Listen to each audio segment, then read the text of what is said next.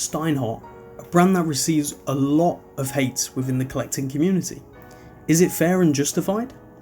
In this video I'll explain why I think this watch is incredibly well built, offering a ton of value and is a fair homage.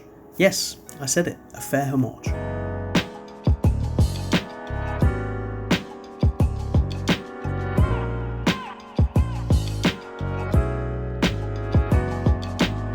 To begin, we should rewind to the watch that this Steinhart is paying homage to, the Rolex 2, specifically the reference 1655 that debuted in 1971. This original reference was introduced for spelunkers or cave explorers, and the introduction of the bright orange 24-hour hand with a fixed 24-hour bezel made this perfect for them. This gave them the ability to determine between day and night whilst exploring with zero natural light. An important distinction is that this was not a GMT, the 24-hour hand was actually coupled to the hour hand, making it a true 24-hour hand.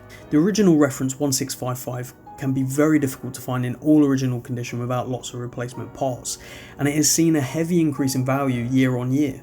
You can expect to pay anywhere from $15,000 to $30,000 depending on condition, set and provenance, so no small chunk of change. The 1655 has been a personal favourite of mine ever since I saw one in person a few years ago. The dial is incredible, and at 39mm it wore perfectly on the wrist. But I'm not in a position to be looking for one for the personal collection anytime soon. And even if that day comes when I could consider one, I'm not sure I would.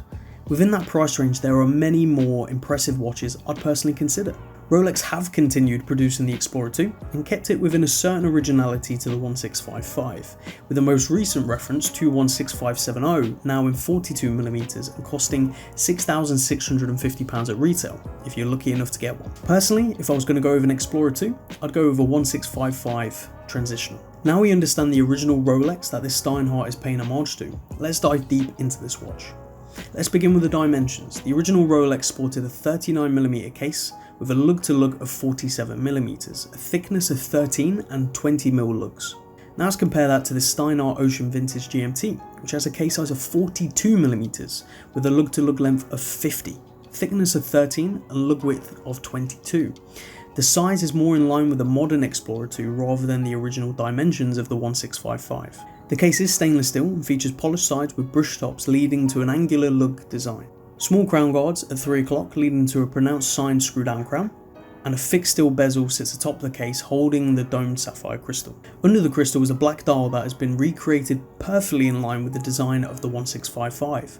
Large triangle at 12 o'clock with blocks of lume for each 24-hour indice, making it easily legible both in a 12-hour setting for time and also for using the GMT. Large pronounced printed minute track holding in the lume, no applied borders making the dial look very flat and simple, just like the 1655. Date at 3 o'clock with no cyclops over the date like the 1655 had. This reduction is good in my books as it keeps with the clean aesthetic, and due to the size the cyclops isn't really needed. Large and overpronounced hands full of lume with black bases, orange GMT hand, all in line with the 1655. There's a simple amount of text on the dial with the Steinhart stated at 12 o'clock with their logo and Ocean GMT. At 6 o'clock you have 1,000 feet /300 meters for the water rating and the words automatic stated. Flipping this watch over, you're presented with a screw down caseback featuring Steinhart's often used logo. It's King Neptune riding his war chariot welding a trident and being pulled by a seahorse, all fitting with the water theme of what Steinhart often do. The caseback states the usual amount of information you'd expect, nothing too much.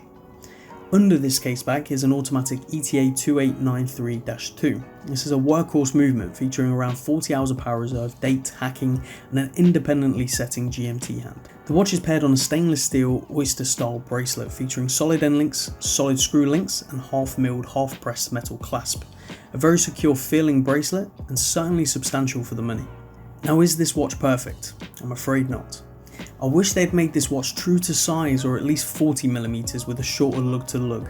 Thankfully at 50mm it's right on the border of what I personally feel comfortable with on my 6 3/4 inch wrist. Any longer and I would have sold this watch already. Also, the way the crown guards lead to the crown feels very odd to me. It's like the crown is far too large or the guards are far too small. I feel like they could have benefited from a smaller crown and it would have probably been more fitting with the original design. And the lugs could have done with a bit more slope towards the end. This would have made it far easier for most to wear and more comfortable compared to these very straight and long lugs. Now, some people have complained about the fact this is a 300 meter water resistant watch, whereas the original 1655 was only 100 meters. I think this is a really silly argument, as water resistancy and getting more of it surely is a good thing. I mean, I do feel like these people complaining about this would probably complain about anything regardless of whether it's a positive. Now, this watch brand new is around €510, making it around £460 right now with conversion. When you consider what you get for that price, it really is astonishing. Swiss made and built to this level. Even more when you consider that this can be found for around or under £400 used. At the start of this video, I asked if the hate Steinhart receives is justified. I don't believe so. It's more of a question of homages rather than Steinhart themselves. I'll definitely be making a video on homages as a whole and at some point going into great detail.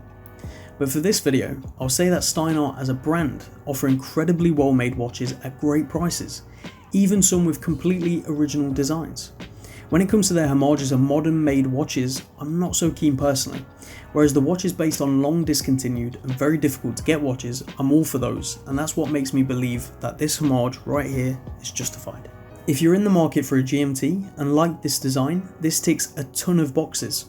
I only wish it was a bit smaller, but beyond that, I love it and haven't taken it off since I got it, and I suspect it will be with me for a long time.